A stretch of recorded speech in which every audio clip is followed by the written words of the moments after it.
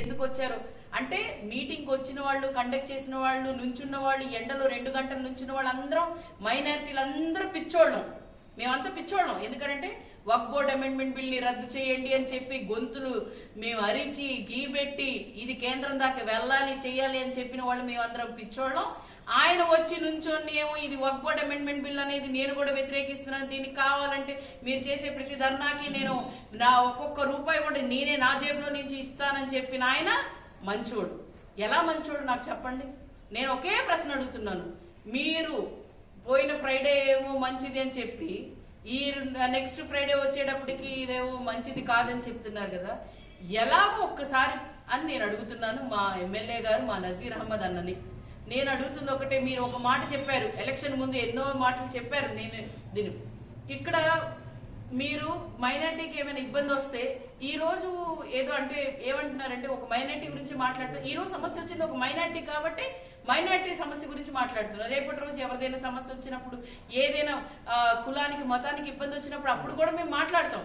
ఈ రోజు దేనికో పర్టికులర్ గా దీని గురించి మాట్లాడతామని కాదు. నేను అడుగుతుంది నజీర్ అహ్మద్ అన్నని, అన్నా మీరు మాటలు చెప్పడం కాదు, మాట మీద నిలబడటం కూడా నేర్చుకోండి అన్నా.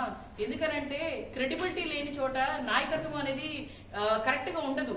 మీరేదో చెప్పినంత మాత్రాన నాకు అర్థం కావట్లేదు ఏంటంటే, మమ్మల్ని సరే మా పార్టీలు మీరు ఈ రోజు ఈ అమ్మాయి వైసీపీ పార్టీ, ఈ వీళ్ళేమో టీడీపీ పార్టీ, లేకపోతే వీళ్ళు ఈ పార్టీ అని మీరు విడదీస్తున్నారు. కానీ మేము అడుగుతుంది ఒక మైనారిటీగా నేను అడుగుతున్నాను మిమ్మల్ని, అన్నా ఏంటి మీ స్టాండ్ ఏంటి? మీరు అసలు దేని మీద నుంచున్నారు, దేని మీద ఇది చేస్తున్నారు? మీరు అసలు మీ స్టాండ్ బట్టి, మీరు చెప్పిన మాటలు బట్టి, మీరు చెప్తున్న మాటలు బట్టి ఎందుకు మారుతున్నాయి? మీ పార్టీ స్టాండ్ ఒకటి ఉంటుంది, మీ స్టాండ్ ఒకటి ఉంటుంది. ఒకవేళ నిజంగానే మీరు మైనారిటీ సోదరులను వైపు ఉంటే రండన్నా, రాజీనామా చేసి రండి. ఖచ్చితంగా మేము కూడా మీ వెంటే ఉంటాము. రాజీనామా చేసిన తర్వాత మళ్ళీ మీరు అంటే అప్పుడే నాయకత్వ లక్షణాలు వస్తాయి, అప్పుడే ఒక క్రెడిబిలిటీ ఉంటుంది, ఒక మాట మీద నిలబడారు అని చెప్పేది ఉంటుంది. ఏదో ముస్తఫా గారిని ఏదో ట్రోల్ చేశారు, ఎక్స్ఎమ్మెల్యే గారు ముస్తఫా గారిని ఏమని ట్రోల్ చేశారంటే, ఎన్ఆర్సీసీఏ టైంలో ఆయన ఒక మాట అన్నారు.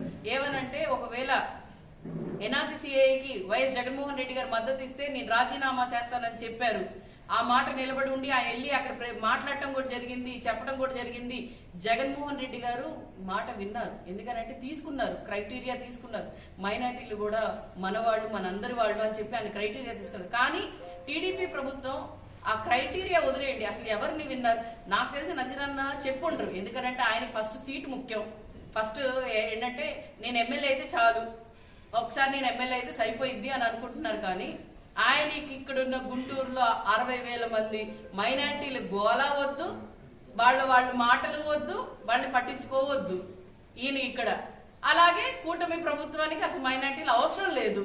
అందుకోసమే కదా ఎవరిని సంప్రదించకుండా చేయకుండా ఏదో దాంట్లో మళ్ళీ దీంట్లో ఆ రోజు వచ్చి స్టేజ్ మీద నుంచొని దీంట్లో నాన్ మైనారిటీస్ లేకుండా చంద్రబాబు నాయుడు గారు సెక్యులర్ నాయకుడు, ప్రతి ఒక్కళ్ళకి మంచి చేసే విధంగా అని చెప్తున్నారు. నేను అడుగుతుంది ఏంటంటే, ఏ విధంగా అంటే నేను ఒక నార్మల్ కామన్ పీపుల్ గా నేను అడుగుతున్నాను, ఏ విధంగా మాకు మంచిదో మీరు ఒకసారి చెప్తే, మీడియా సమావేశం పెట్టి మళ్ళీ చెప్తే బాగుంటుందని మేము అడుగుతున్నా. లేకపోతే రండి, నేను ప్రశ్నించడానికి మీరు జవాబు చెప్పండి, నేను సిద్ధంగా ఉన్నాను. మీరు రండి, ఇద్దరం కలిసి కూర్చుందాం. నేను మీరు చెప్పే ఆన్సర్లు, మీరు చెప్తున్నారు కదా, యాజ్ ఏ మైనారిటీగా, యాజ్ ఏ మీరు ఎమ్మెల్యేగా, నేను యాజ్ ఏ కామన్ పర్సన్ గా నేను మిమ్మల్ని క్వశ్చన్స్ అడుగుతాను. దాన్ని బట్టి ఉండండి. మీ స్టాండ్ అనేది కరెక్ట్ గా ఉండండి, నీతిగా ఉండండి, నిజాయితీగా ఉండండి.